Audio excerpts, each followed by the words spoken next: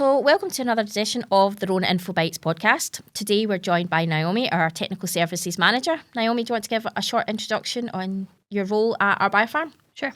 So as you said, my name is Naomi. I've worked with R-Biopharm Rhone for just over 5 years now. I manage the technical services team, so we're a team of 5 scientists. And what we do is really provide support to customers who are using R-Biopharm Rhone products out in the field. Okay. So hopefully by now you've watched some of our podcasts and you're aware of our general Icebreaker. So we really like to ask all of our guests to share a story, a food experience, whether it be good, bad experience, or even just a funny story. Yeah. The first one that came to mind for me, I went on holiday a couple of years ago to Mexico, and I quite like cooking. So when I was there, I went way off on an adventure to find a local supermarket and get some unique Mexican chilies. Okay. Packaged them carefully in my suitcase, took them all the way home, and then found a recipe to make something delicious. Was cooking, made a paste with the chilies, and then misread the recipe. And instead of putting in 2 teaspoons, I put in the whole volume of the chili paste that I had made. Okay. And no matter how much cheese or sour cream or anything else we put on these tacos, me and my partner couldn't eat them, and the whole thing went in the bin. There you go. So here's a general question you quite often get asked at pub quizzes. Do you know what the unit of measuring the heat in chilies is? I do. It's the Scoville It scale. is, yes. Yeah. It's always a good question when you get that in pub quizzes, isn't it? Yeah. You can detect that by LCMS. There you go.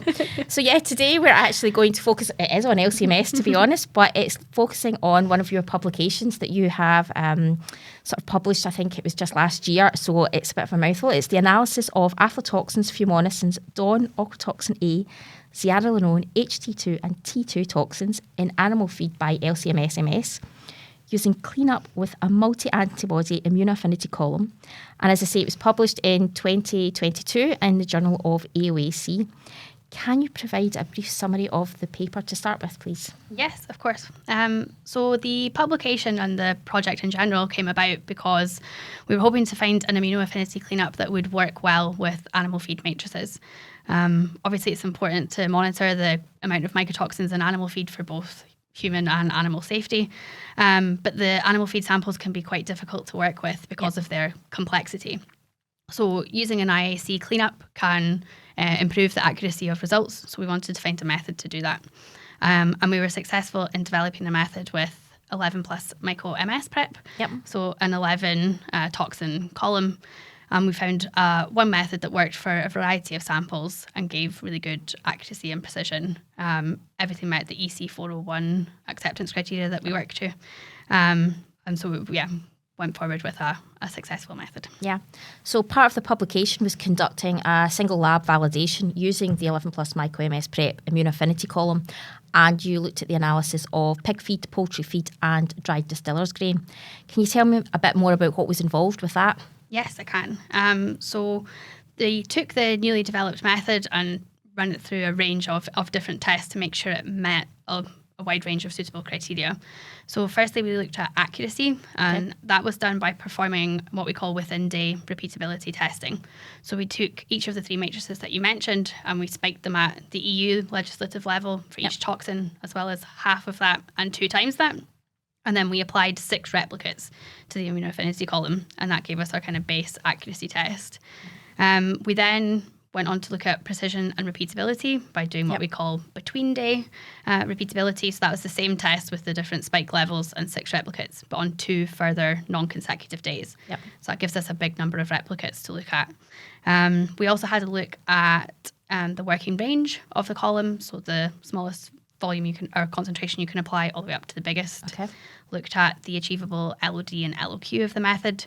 And then something else that was really important was matrix effects. So making calibration standards in 50% methanol and in blank column eluate and kind of overlaying those and seeing how similar they were. Okay, sure. And you talked about spiking levels. Is it typical for a lab, if they're doing their own validation, to spike at the legislative level, half of that and double that? Yes, it's important, I think, when you're validating a method to make sure you can see the full range. Yep. Obviously, if a sample comes to you for testing, you don't necessarily know what's in it. Yep. So covering your basis that you can see something 2 times a legislative limit and also half of that just increases confidence that you can see the true range of a real sample. Yep. Okay. And were there any difficulties that you had to overcome during the validation? Yes, there was a couple. So the first one that comes to mind is the development of the extraction method that we used in the first place.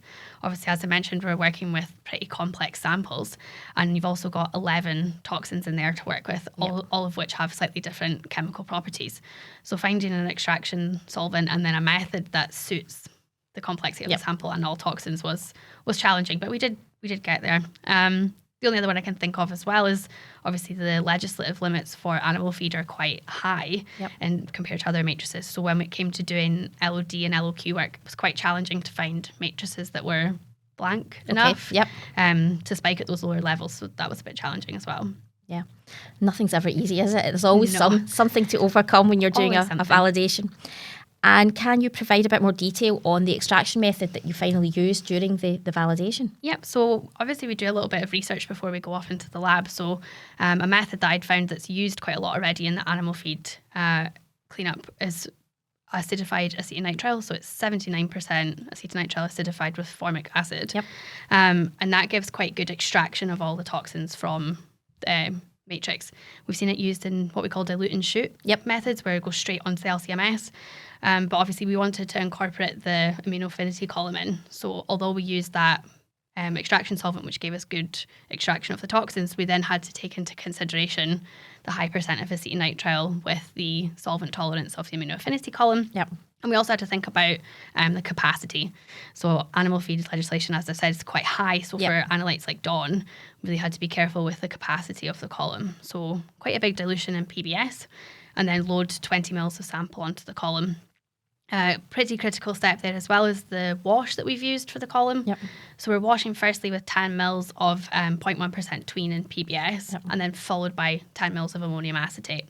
And the reason we've done that is that the first wash really helps to remove any unwanted matrix components, so things like coloration or fats from the sample matrix. And then the final ammonium acetate wash step helps to remove then non-volatile things like PBS and salts, that the tween that can cause an issue at your LC-MS. Okay. And typically, what kind of recoveries and RSD were you experiencing when doing this validation? So we were very much aiming for as I mentioned earlier, the European Commission 401 2006 criteria, which is a kind of base level analytical requirements. And for the majority of working concentrations, that acceptance criteria is 70 to 110% recovery with an RSD of less than 20%. So we were within that for the majority of our samples, but actually on closer inspection for most, we would normally expect that to be a little bit tighter. So between kind of 80 and 110, and then RSD is always less than 10%. Yeah, which is really good, as you say, trying to optimise the method and the performance for all those different mycotoxins when they've got different chemical properties is really good to get those kind of results. We were really pleased with the results that we got. Yeah. And what type of standards were you using when doing the validation? So I purchased stock standards from a range of different places. So R-Biopharm Rhone stock some, others I got from well-known suppliers, LGC, Trilogy, people like that. And then the standards were just diluted in 50% methanol, which matches the final eluate of the IAC. Injected a 7-point calibration curve alongside all of the analysis that we did, and our minimum requirement is that the R-squared value is greater than 0.99. Okay. We didn't use anything like matrix match standards or isotopically labeled standards because from our matrix effects testing we could see that wasn't necessary. The 50% methanol and the pooled blank column eluate from a sample give similar responses. Okay, perfect. And you mentioned using a 7-point calibration curve. Is that sort of typical what you would recommend? We recommend a minimum of 5. Okay. Just because of the 3 different spike levels that we were using, the 7-point just covers all of those. So they're all bracketed within the calibration series. Yeah, and as you say, if you're working with unknown samples, it's probably quite good to have that broad range of standards. Yeah. What would you say are some of the advantages of working with multi-toxin immunoaffinity columns?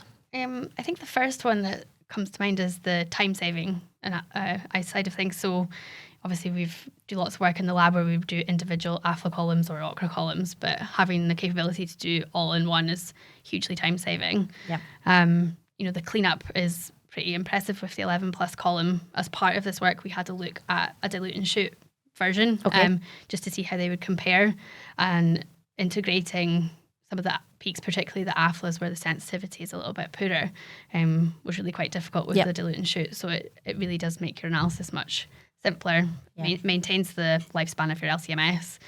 It's not getting dirty or needing to be cleaned out, and obviously we saved a lot of expense in terms of not requiring to buy reference materials to make matrix match standards or to buy isotopically labelled standards. Yeah, I think that's the way labs are going, isn't it? I think whether you're in the laboratory or whether you're at home, everybody's wanting to make it simpler and easy to use, quicker, aren't they? Yes, as fast as possible. Exactly, yeah. It's the way the world is going. Definitely. So I believe that the publication is available via open access in the Journal of AOAC website. Should be interested in reading this in more detail. But that really draws us to the close of today's edition of the RHôNE Infobites. So thank you for joining us, Naomi. Thanks for having me. Thank you.